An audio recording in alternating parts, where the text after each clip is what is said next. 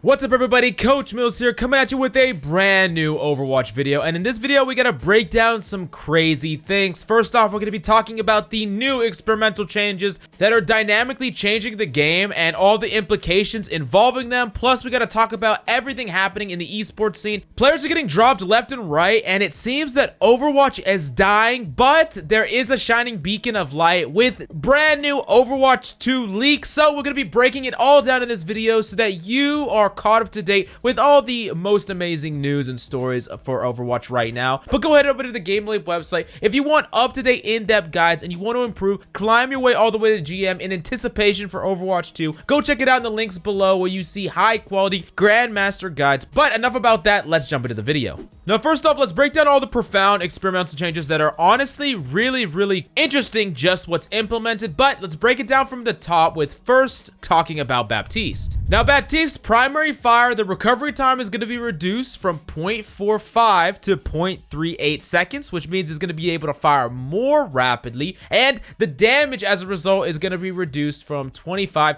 to 24 per shot. So it's actually going to be doing less damage, but overall damage, your DPS is actually going to be increased because the recovery time got reduced. Now his secondary fire, the recovery time is going to get increased from 0.8 to 0.9, so it's going to take longer for you to fire in between shots, but the healing got increased from 50 to 60. So this is just tweaking the numbers, just little changes in the amount of damage you could do, how fast you could fire, and how fast you could heal, and how much your healing did. So just interesting number changes, nothing too dramatic here. Now the interesting change to Baptiste, however, is his amplification matrix. The width is now increased from 5 to 9 meters. And I mean, come on, all of us want to go from 5 to 9, am I right? Anyway, sorry. Anyways, moving on to that, the actual width of the amplification matrix is bigger or larger than a Rhine shield. So this is huge, and this makes this ultimate incredibly powerful and a lot easier to set up. So I'm interested to see if this will affect his pro pick rate at all, because this is a really powerful change, and it really makes one of his ultimates far better than it was before. Now moving on to the next change as far as health totals is concerned, and this is the first change in a list of changes that are very strange, because Brig's health got increased from 150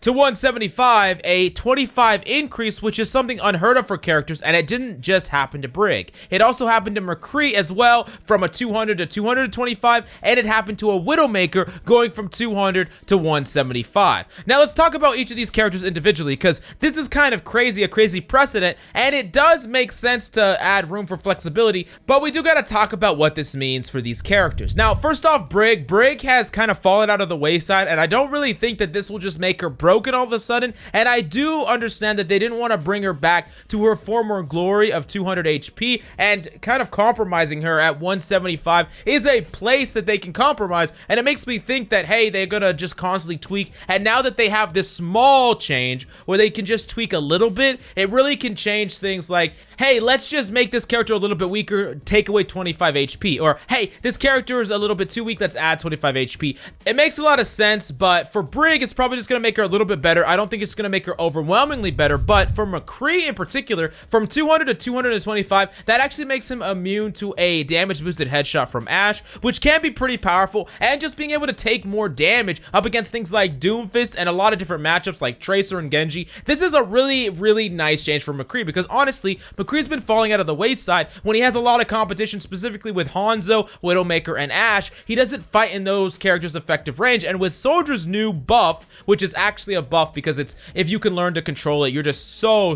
insane on Soldier. Now, McCree was just like the worst hit scan, but with this change, it makes him a lot more survivable, it makes him a lot easier to peel for his allies, and I think it's a great change overall. Now, on top of that, they also changed his Peacekeeper. The reload time is reduced from 1.5 to 1.2 seconds, which is gonna just have less downtime. He's gonna be able to do more overall DPS over long fights, and I think that this is a fine change for McCree, who was, like I said, the weakest hit scan in the entire roster. Now last up, we gotta talk about the Widowmaker health change from 200 to 175. You've seen that they've been slowly adjusting Widowmaker. First off, not making her able to one-shot from those really far distances away. Now they're weakening her health total. They're really targeting Widowmaker because, I mean, I've been saying this forever, that Widowmaker is absolutely broken, and she is like a glass cannon at heart, and the thing about her grapple hook is it gives her some insane mobility. So she was a glass cannon where if you could tap into her skill set, you could one tap and you could get away from dives. It was just too much. And I do think that having her health total lower makes her a lot less forgiving. But if you put it down to 150, that might be a little bit too much. So I kind of like this compromise. Definitely let me know what you think about all these health changes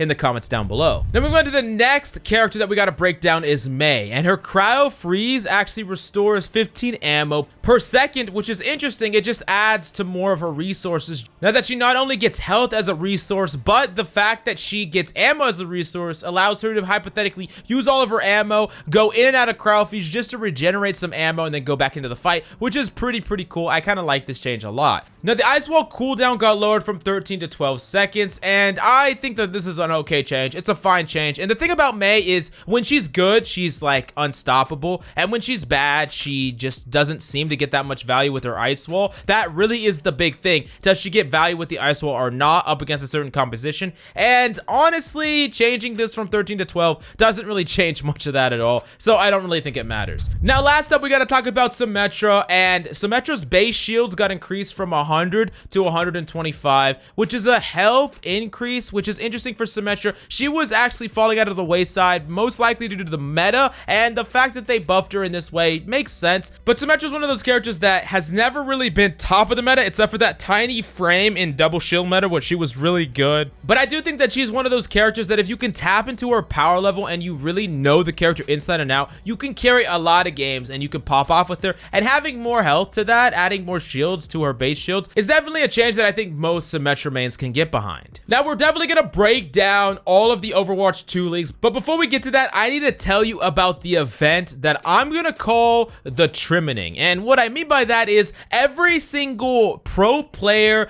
staff, assistant coach, manager, whatever, they are getting cut out of nowhere all over the place in Overwatch League. You see, Chipsa finally got dropped, you know, the man, the myth, the legend, the guy that had 100% win rate. I mean, he only played one game, but he did have 100% win rate. He got dropped from Philly Fusion. You see Haxall retiring, EQO getting dropped, Boombox, Nene, Hotba, Bianca, who are you? So many people are just getting dropped like crazy. I mean, look at this list of players. I mean, this is not even the complete list. And Siegel went in on Twitter about this, really specifying what Overwatch League needs and some of the problems that's happening. And he says this: Overwatch League desperately needs a player association. With Overwatch 2 on the horizon, poor viewership, and a rumored late start to the season, April, teams are incentivized to drop players and save money. Why spend money on talent that might not be talent when Overwatch 2 hits? And then he follows it up with good luck as well to the freelancers behind the scenes who have to make ends meet until the next season starts.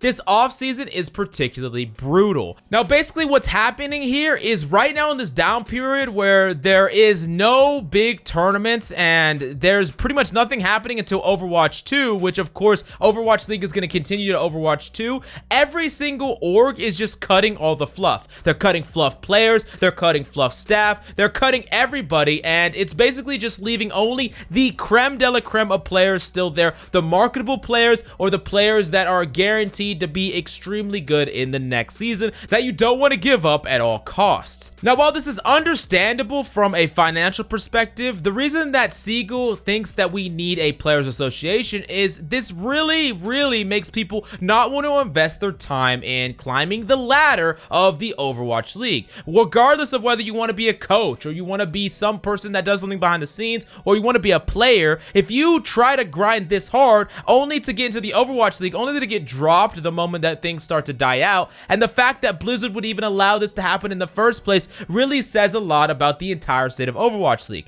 Now, yes, Overwatch 2 is around the corner and things are going to ramp up, but all the players could get replaced, no guaranteed signings, all the people that rely on this as their job, you know, all the coaches and assistant coaches and managers and people that are running the Overwatch League and all the graphics and special effects. I mean, think about all the jobs involved in Overwatch League, and those people just have no work. They got nothing for them right now. And it's pretty sad to say the least in this entire state, but hopefully Overwatch 2 will revitalize Overwatch in a way that we haven't seen before, and it's going to be bigger and better. Please, please, for the love of God, be free. And this is also one of the reasons why players like SiaPlayer, AKM, Unco, and much more are leaving Overwatch for Valorant, when there's no guarantee that Blizzard will keep the game relevant enough to maintain your actual career in esports. It makes sense that people want to leave. So I really want to know your opinion about this entire thing. Are you sad that people are getting kicked out? Are you excited for Overwatch 2 and the new esports scene? Or do you think that Blizzard should have really made a lot more effort, or put a lot more effort into keeping the esports scene alive until Overwatch 2 came out and there was a much more natural progression? Of course, there were things that kind of got in the way of that, aka COVID, but I really just want to know your opinion about all that in the comments down below. Now, the last story that we gotta talk about is an Overwatch 2 leak, and Metro Overwatch, who is a notorious soldier one-trick thrower. No shots against Metro. Metro's a great player, but he does make some insane leaks from time to time, and he has a really crazy track record about leaks and things that are coming out. And he has stated on Twitter Overwatch 2 release news. He says rumors about the next Overwatch League season being delayed until April to make sure that they can launch with Overwatch 2 suggest that the expected beta or even full release of the game around BlizzCon in February 2020 is very likely. Now, this tells us two things, of course. First off, the Overwatch League is going to be delayed to be played with the new Overwatch 2, so Overwatch League players are probably going to be able to play the game first. That just makes the most sense to me. And we can expect a February 2021 release, which is really exciting. Hopefully we can get a beta before then, sometime in January. I mean, that's still a couple of months off, but we're getting closer, and finally we'll get some new content in Overwatch. Are you excited for it? Can you wait for it? Are you already tired of Overwatch? Definitely let me know all that in the comments down below. Make sure you go check out the GameLeap website right now if you want to up your skills and be ready to dominate Overwatch 2 when it comes out. You want to make a name for yourself, you want to pop off, climb to GM and beyond, definitely go check out the links in the comments down below. But thanks so much for coming by. That's all I got for you today. I'm Coach Mills, and see you next time.